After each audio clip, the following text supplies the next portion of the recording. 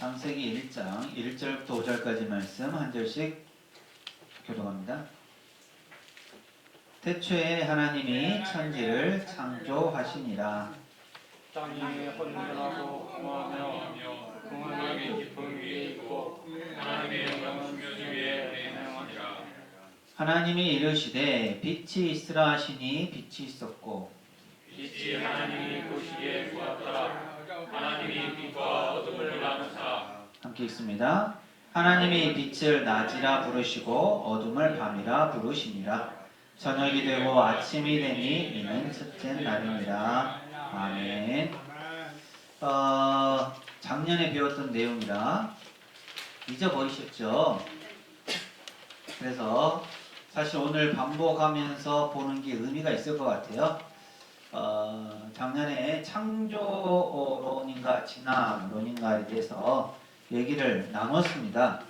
우리가 반드시 기억해야 될 것은 하나님께서 창조하셨다라는 사실에는 변함이 없다라는 것이고, 하지만 지금도 세상 가운데 진화는 이루어지고 있다라는 겁니다. 하지만 그것이 진화론의 근거가 돼서는 안 된다라는 거예요. 그래서 우리 하나님의 말씀에 비추어서 진화론의 잘못된 부분들, 그것들에 대해서 살펴봤습니다. 그런데 과학적으로만 따진다면 진화론을 주장하는 과학자들의 말이 틀리지는 않아요.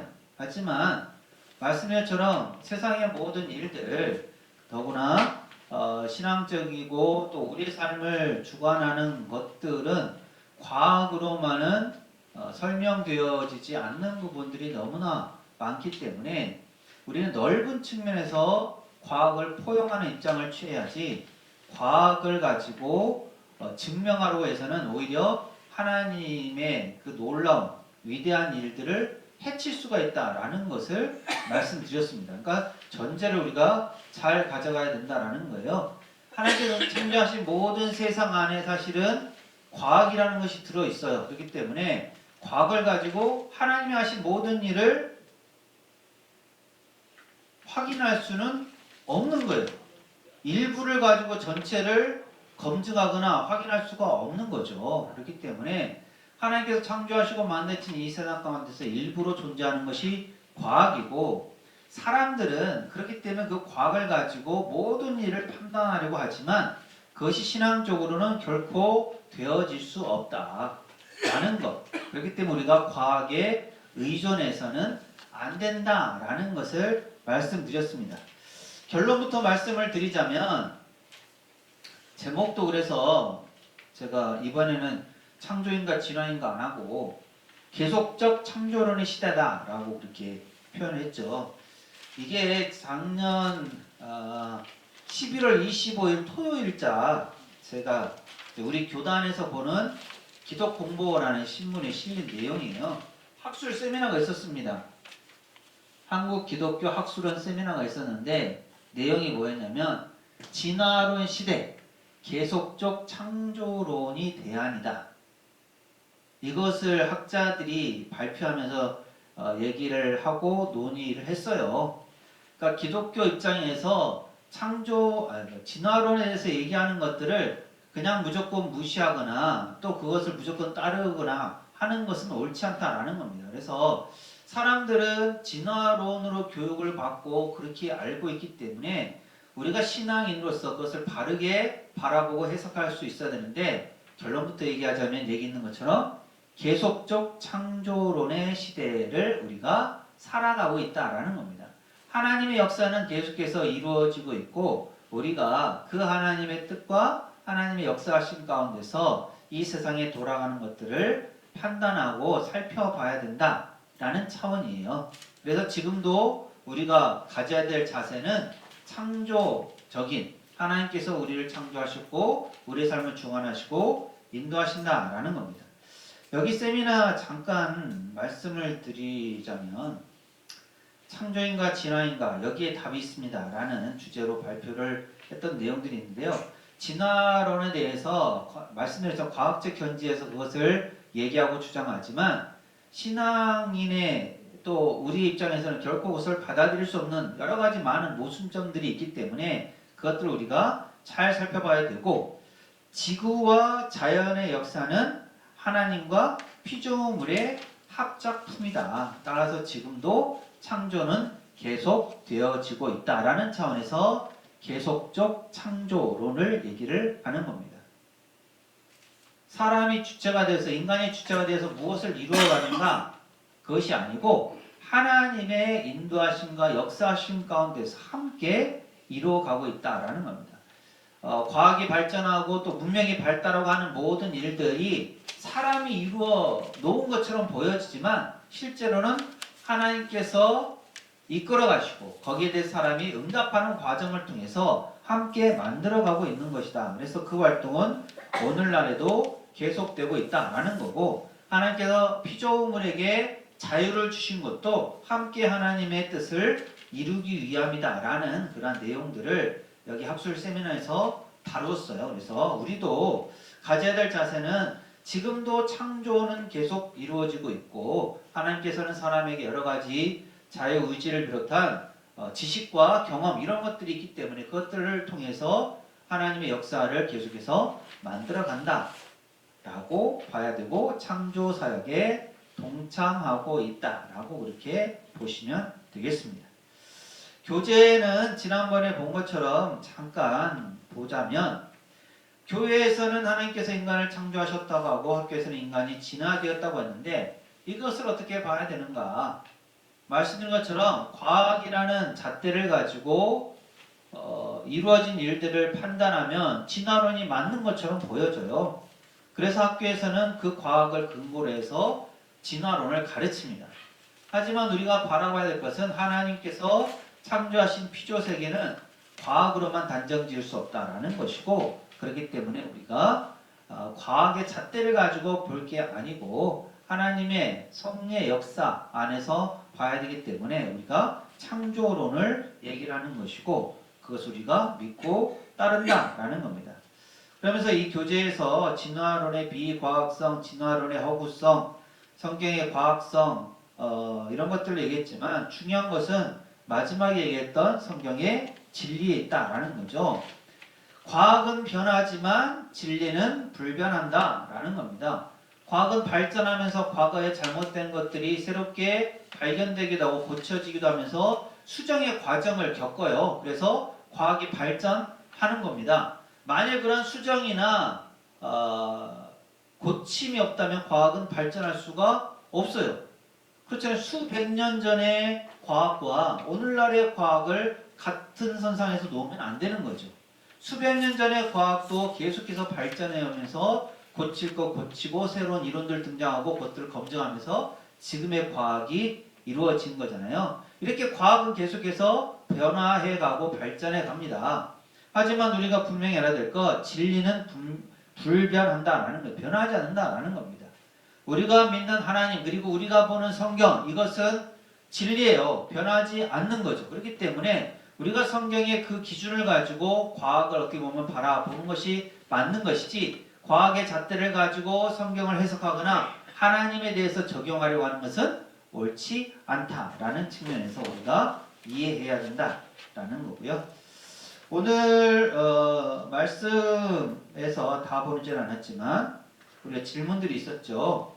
하나님께서 무엇으로 천지를 창조하셨다고요? 우리가 아는 것처럼 말씀으로 창조하셨다. 하나님은 사람을 어떤 모양으로 만드셨다고요?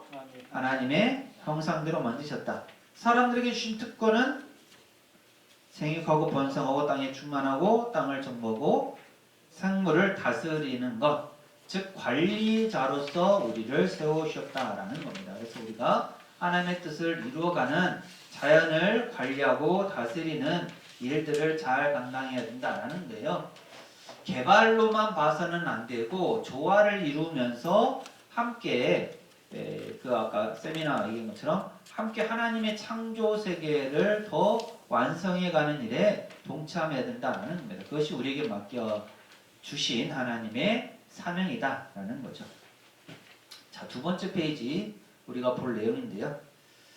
봅니다. 두 번째 질문. 학교에서는 지구의 역사가 550억 년이나 되었다고 하는데 교회에서는 수천 년, 수만 년밖에 안 됐다고 하니 어떻게 이해해야 할까요? 어떻게 보십니까? 사실 뭐 진화론 어떻게 됐는지 관심도 없고 별로 도움도 안 되고 신앙적으로 필요도 없는 것 같고 그럴 수도 있습니다. 하지만 우리가 알고 대처하는 것과 알지 못하고 무조건 무시하는 것은 차이가 있어요. 가능하면 알고 바르게 대처하는 것이 더 나은 측면이 있고 이렇게 주장하는 사람들이 많다라는 측면을 우리가 알아야 되기 때문에 그런 차원에서 보는 겁니다. 지구의 역사를 어떻게 봐야 될까요? 사실은 정확하게 꼬집어서 얘기할 수 없어요. 왜 과학자들이 지구의 역사를 이렇게 길게 잡는지 아십니까? 제가 과학자가 아니어서 모르긴 하지만 이런 측면이 있습니다. 짧게 잡으면 증명이 안 돼요. 우리가 아는 것처럼 과학은 이렇게 미생물이 뭐 세포가 이렇게 폭발하고 해서 이제 시작되고 변화가 있고 발전해가고 뭐 다세포가 되고 단세포가 다세포가 되고 생물이 되고 진화해서 결국 사람이 가장 위층에 있다 이렇게 얘기를 하잖아요. 이거를 짧게 기준을 잡잖아요. 연수를 짧게 잡으면 이거를 증명을 해야 되는데 증명할 수가 없어요.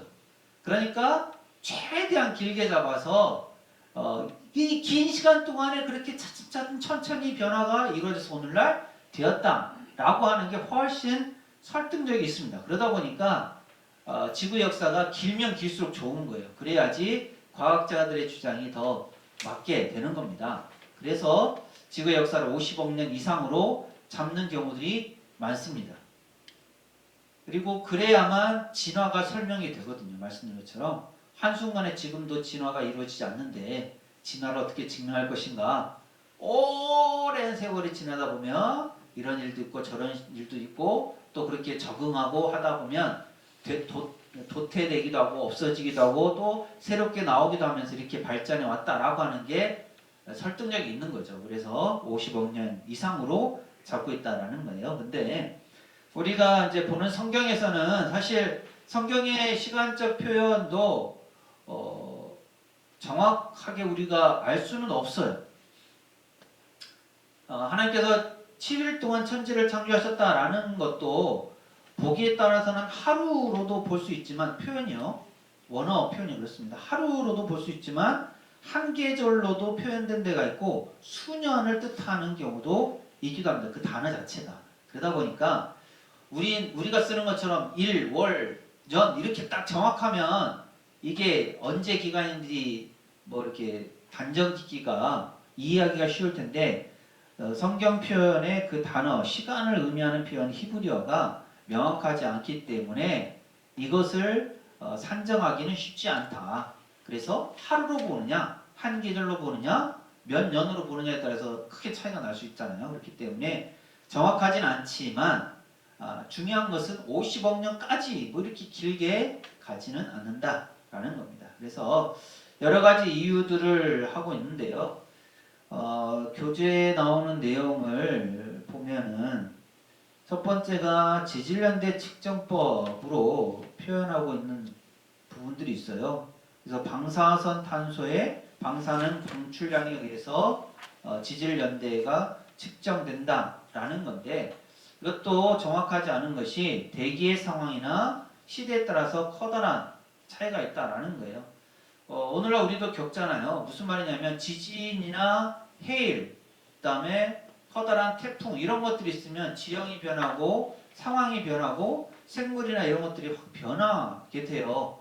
이것을 그 지질연대 측정이라는 방사선 탄소에 의한 그 방출량을 가지고 측정한다는 게 그 당시에 이루어지는 어떻게 보면 돌발적이거나 그런 변화된 상황들의 정확한 측정이 이루어지지 않는다라는 겁니다. 그렇기 때문에 몇십 년, 몇백 년 이런 것들을 유추하고 추정하는 것이 정확하지 않다라는 거예요. 그래서 어떤 때는 암석을 측정했더니 1억 6천만 년, 뭐 30억 년 이렇게도 나오는 경우들이 있었다고 합니다. 그러니까 정확하지 않다라는 것을 의미하는 거죠. 살아있는 달팽이 껍질을 측정했더니 2300년 된 것으로도 나왔다고 그러고요. 살아있는 나무의 일부를 가지고 측정해봤더니 1만 년이 된 고목이었다. 이렇게도 된 그러니까 이런 식으로 판정이 되다 보니까 지질연대 측정, 즉 방사성탄소의 방출량으로 측정하는 것이 정확하지 않다라는 그런 내용들이 있습니다. 이것이 뭐 다 맞는다고 하기도 어렵고 그런다고 다 틀린다고 하기도 어렵겠죠. 이런 경우들도 있기 때문에 정확하게 우리가 지질연대 측정법만을 가지고 판단하는 것은 오류다. 그래서 사실은 다양한 여러 방법들, 수단들을 동원해서 지구의 연대를 측정하는 것들을 찾아가고 있는 것을 알 수가 있고요.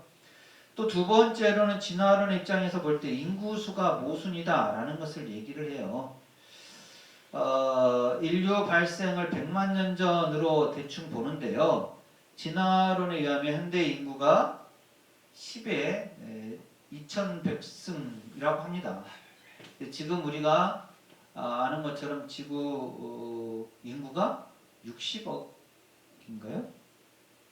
70억인가요? 아무튼 그 정도 선이에요. 그러니까 이게 계산법으로 맞지 않는 경우도 있다. 그러니까 변수들이 있다라는 거예요. 전쟁이나 지진이나 큰 인류 지구 환경적인 변화가 있을 때 인구수가 급격하게 줄어들기도 하고 또 늘어나기도 하는 일들이 있기 때문에 이런 인구수에도 모순이 생긴다라는 것을 얘기를 하고요. 또 헬륨의 생성을 가지고도 얘기를 한다고 하는데 여기에도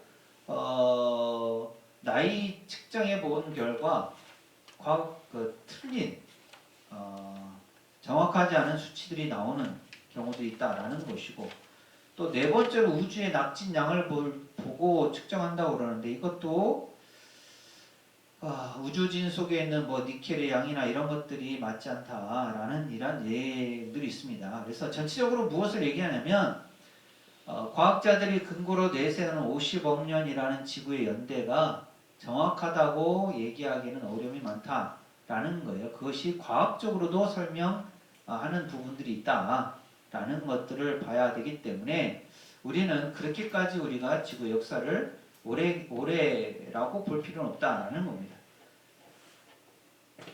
근데 뭐 사실 이것도 지구의 역사가 오래냐 짧냐 우리에게 큰 의미가 있지는 않죠. 성경적으로 보면은 대체적으로 신약의 역사는 2000년으로 보잖아요. 구약의 역사를 한 7년 그 정도로 봅니다. 그래서 전체적으로는 한 10,000년 안에 이루어진 역사로 이해를 하고 있거든요.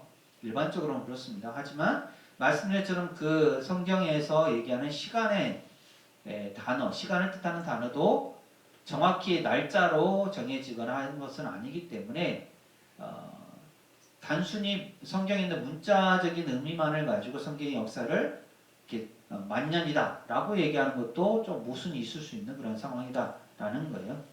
어쨌든 중요한 것은 하나님께서 우리에게 은혜를 베푸시고 우리를 인도하시고 우리의 삶을 주관하시는 부분에 있어서 우연이나 어쩌다가 또 자연이 스스로 진화해서 되는 것은 아니다라는 것을 우리가 분명히 알아야 된다라는 것이고요. 그런 측면에서 지구의 연대에 있어서도 우리가 성경적인 근거를 가지고 바라볼 수 있어야 된다라는 것을 얘기합니다.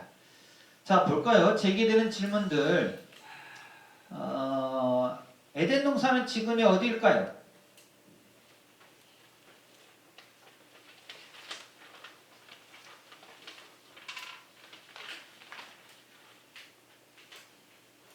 에덴 동산. 네?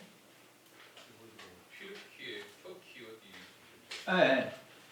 이제 그 성경을 근거로 해서 그 강의 발원지 뭐 해가지고 찾다 보면 그쪽 튀르키예 지역일 수는 있어요. 그런데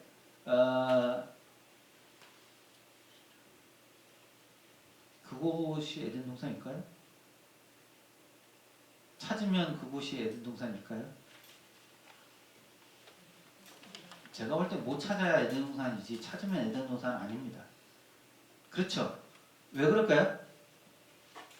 하나님이 출입을 막으셨잖아요. 아담과 하와를 쫓아내시면서 천사들을 통해서 막으셨거든요. 그러면 사실은 지구상에 존재한다 하더라도 발견하지 못해야 그게 맞는 거죠. 만약에 발견한다면 그것은 에덴 동산이 아닌 거죠. 그렇지 않나요? 제가 잘못 생각하고 있는 건가요? 아무튼 저는 그렇습니다. 제가 볼 때는 에덴 동산은 발견되지 않는 것이 맞다라고 보고요. 단순히 지역으로는 얘기한 것처럼 뭐 중동 지역의 어느 지점이 될 수가 있겠죠. 하지만 실제로 그곳이 에덴 동산이라고 할 수는 없다라는 것이고, 상징적으로 본다면 에덴 동산은 어떻게 보면 지상 낙원을 표현하잖아요. 그래서 우리가 가야 될 천국을 의미하는 것이다 라고 보는 것이 맞다라고 할 수가 있겠습니다. 그리고 에덴 동산이 어디 있다라고 하는 것은 주장은 사실 성경에도 맞지 않는 것이고, 하나님께서도 그것을 원하지는 않는다라는 것을 우리가 알아야 되겠습니다. 두 번째, 창세기 4장 14절 15절 보면 가인에도 사람이 살고 있었다는 말씀이 나오는데, 그러면 하나님은 아담과 하와 이외에도 또 사람을 창조하신 건가요? 어떻습니까? 이런 생각을 혹시 안 가져보셨나요?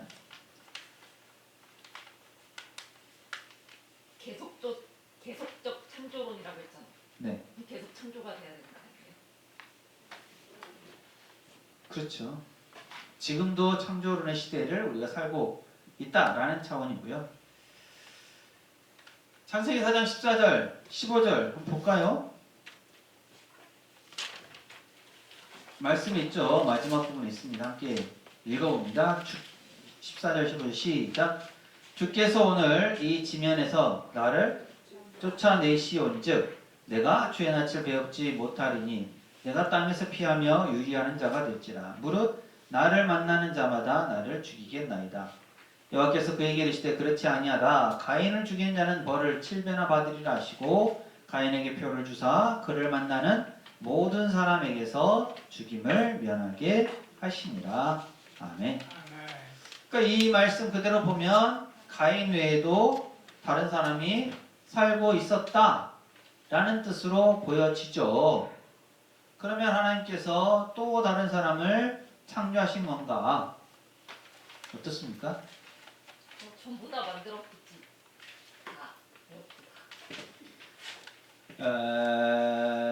이제 그렇게 보면은 큰일 납니다. 우리가 성경을 이제 문자적으로만 해석하고 문자적으로만 보게 되면 오류에 빠지기가 쉬워요. 그래서 성경은 문자적으로도 우리가 이해하고 바라봐야 되지만 그 안에 숨겨있는 하나님의 뜻과 섭리, 그 마음을 바라볼 수 있어야 되는 거죠. 그래서 이 말씀도 어떤 의미인가?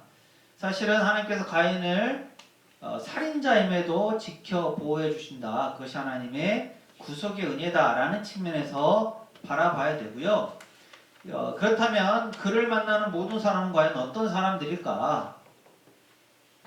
가인이 사는 동안에 아담과 하와, 셋 그렇게만 있잖아요. 그리고 가인이 있습니다. 그 이후로도 이제 후손들이 생겨나게 되고 자손이 이어지게 된다라는 측면으로 봐야 맞게 되겠죠. 그래서 학자들은 이 사람들이 과연 누구인가라는 것에 대해서 여러 의견들을 제시를 했어요. 또 다른 후손이다. 그러니까 아담과 하와의 가인, 아벨, 셋 외에 또 다른 후손들이 있다라는 측면인데, 그것이 성경에는 굳이 기록될 필요가 없어서 생략된 것이다 라는 차원에서 또 다른 사람들이 있다라고, 그렇게 또 다른 후손, 아담과 하와의 후손들이 존재한다라는 차원으로 얘기를 하기도 하고요. 또 어떤 학자들은 이 표현은 사람에 대한 표현이 아니라 들짐승에 대한 표현의 일부다라고 그렇게 얘기를 해서, 그래서 이 사람을 들짐승으로 이해하기도 합니다. 그것도 조금 이상하죠. 굳이 그러면 들짐승이라고 하지 뭐하라고 사람이라고 했을까요?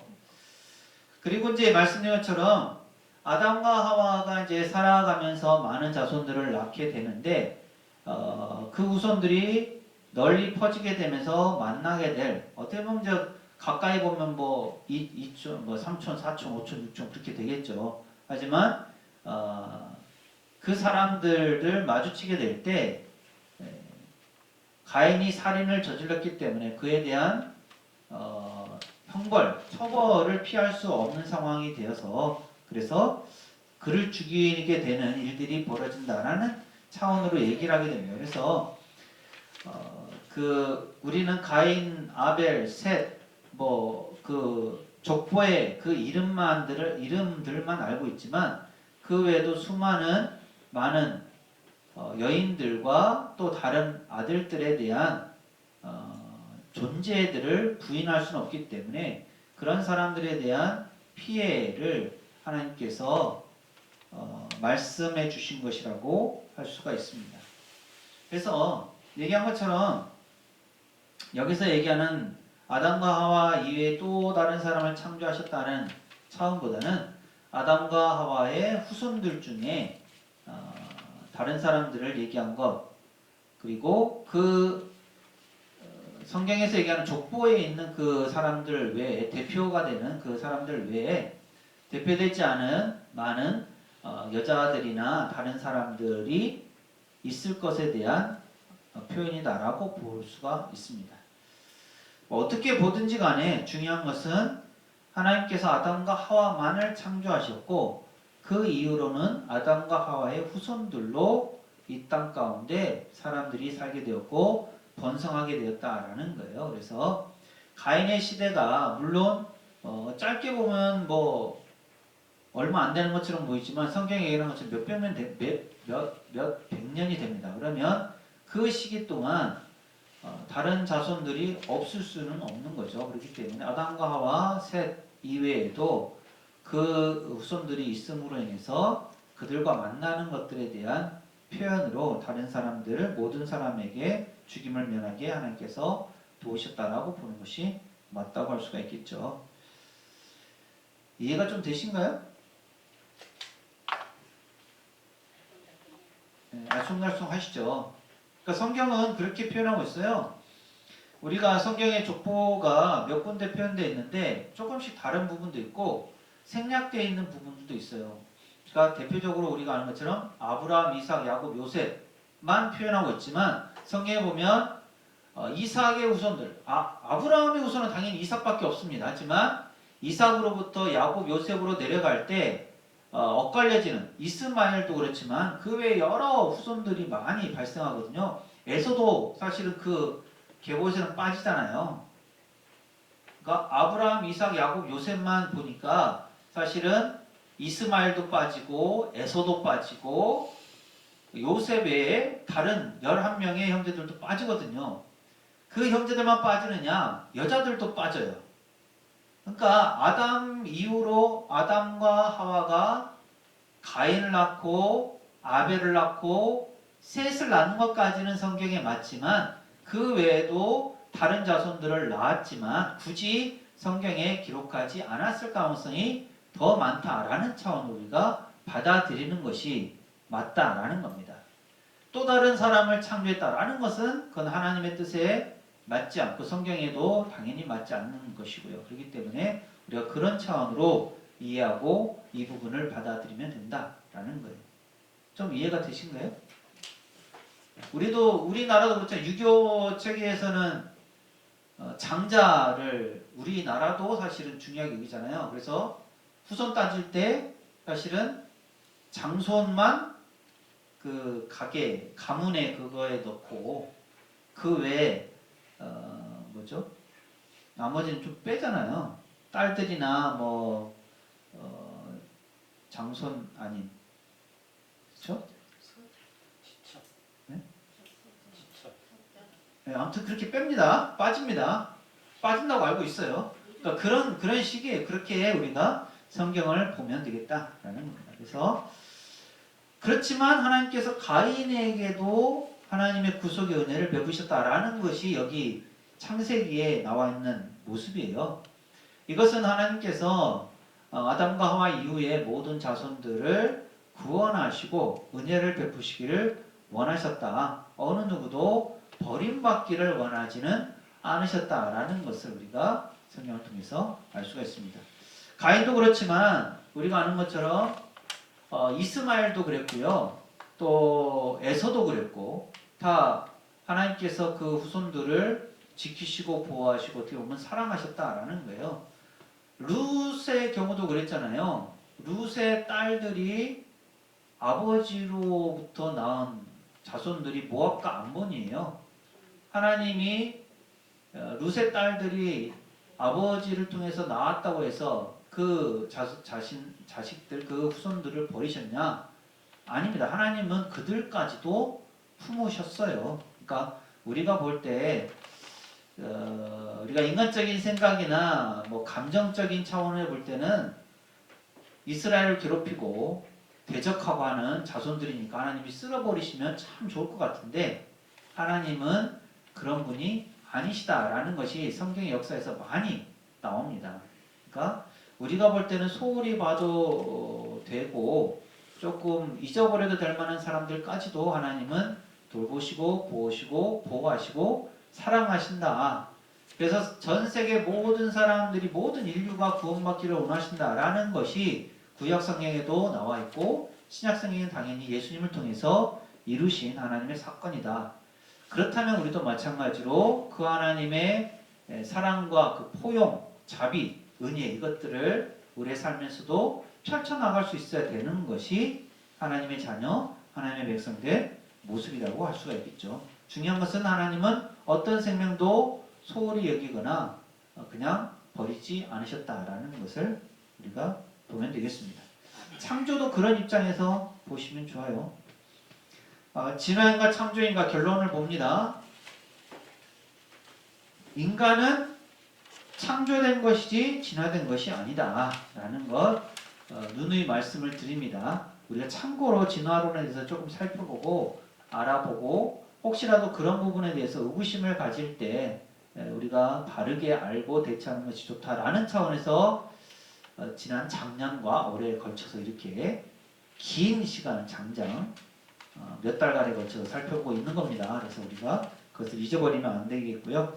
지구의 역사 크게 중요하진 않지만 50억 년 이상이 아니라 수천 년, 수만 년 정도로 이해하는 것이 성경적이다 라는 겁니다.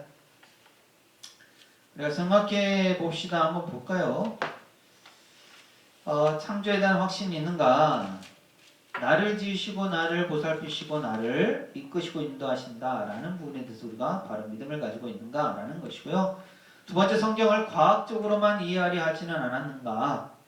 말씀드린 것처럼 밑에 3번에도 같은 얘기지만 과학은 절대 불변하는 것이 아닙니다. 변하기 마련이고요. 하나님의 창조 세계, 하나님의 영역 안에 과학이 일부 들어있는 거예요. 그렇기 때문에 과학만을 가지고 성경을 해석하려 해서는 안 된다라는 것이고요. 과학은 불변하지 않다. 진리는 불변하다. 그래서 우리가 성경을 진리로 받아들이고 믿는 것이다. 과학을 신봉해서는 안 된다라는 겁니다. 그래서 그리고 네 번째, 성경을 이해하지 못하는 것은 성경이 비과학적이기 때문인가? 아니면 아직 인간의 과학이 덜 발달되어서인가? 어느 쪽인 것 같아요?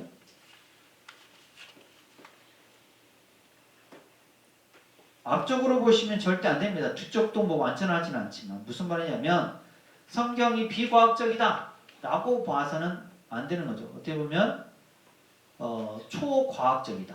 저는 그렇게 봅니다. 과학을 초월하는 것이기 때문에 성경을 우리가 그렇게 봐야지 과학적이지 않다라고 해서는 안 된다. 과학이라는 잣대를 가지고 성경을 판단하거나 해석해서는 안 된다. 성경은 과학을 초월한다라는 것을 보시면 되고요.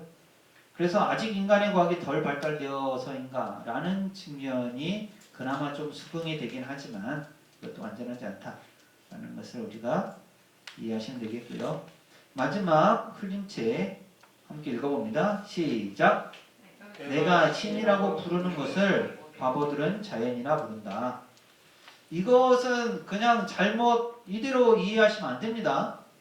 이 안에 내포된 뜻을 잘 아셔야 돼요. 무슨 말인가요?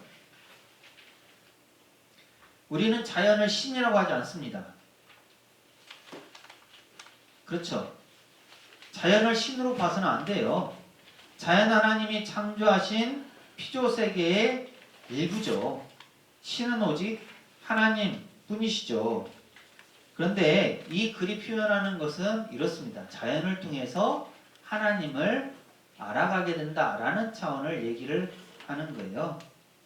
그래서 사람들은 그것을 자연이라고 하지만 하나님은 그 자연을 만드신 분이다. 그래서 자연을 통해서 신을 알아간다 라는 차원을 얘기하는 거지, 자연이 신이다 라는 것은 과거 여러 그 비신앙적인 신념 그리고 신앙의 모습들이었습니다. 그렇기 때문에 우리가 뭐 자연에 영혼이 깃들어 있다든가 혹은 자연을 숭상한다든가 자연을 신처럼 떠받든다든가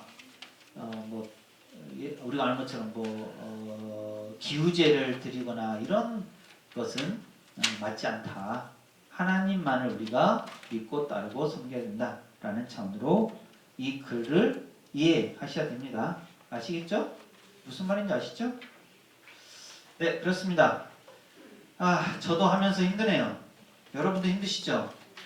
저도 힘들기 때문에 왜 그렇게 했을까? 우리 장로님이 말씀 주실 때 그렇습니다. 제가 괜히 이거를 교재에 있는 내용이라고 꺼내가지고 저도 힘들고 여러분도 힘들고 장로님도 힘들게 하고 다 고통스럽게 한 게 아닌가라는 안타까운 마음이 들었지만 그래도 이런 것들이 있다라고 여러분이 아시고 우리의 신앙을 더 굳건히 하고 바로 세워가는 계기가 되었으면 좋겠고요.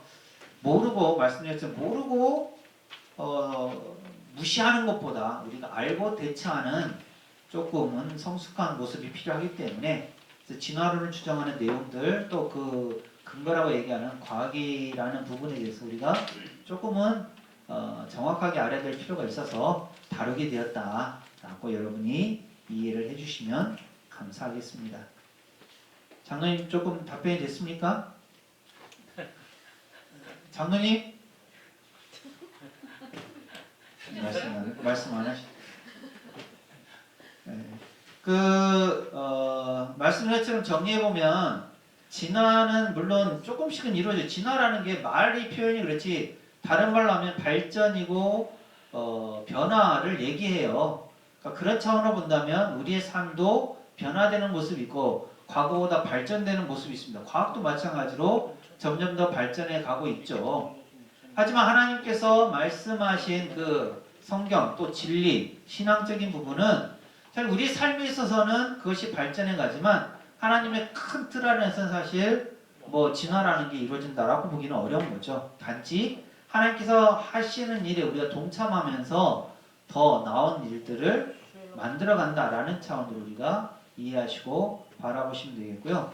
가장 중요한 것, 과학은 변하지만 성경은 진리는 변하지 않는다.